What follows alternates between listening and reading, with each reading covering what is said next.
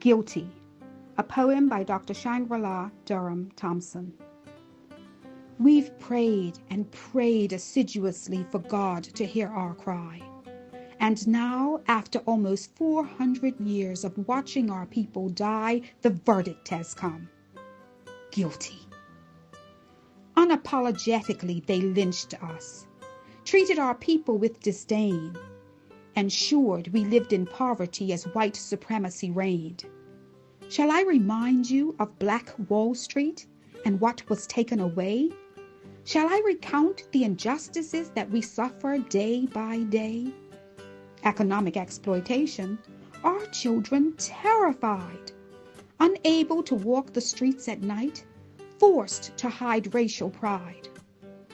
Our people have long lived with fear, stripped of their dignity, unjustifiably murdered, and finally we hear, guilty. Our spirits have been somewhat lifted, as Derek Chauvin now must pay, and millions watch around the world to see justice on display. To those who laid the foundation, who fought for us day and night, who strategized while others slept, who understood our plight.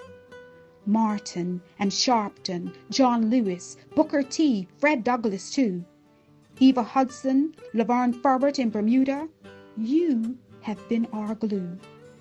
To Rosa Parks, who sat down for all of us, so that we can now stand tall, the Greensboro sit-in diners, Malcolm and Jesse and others, we salute you all.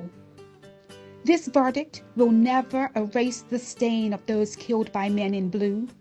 Breonna Taylor, Dante Wright, Trayvon Martin, too many names now to review.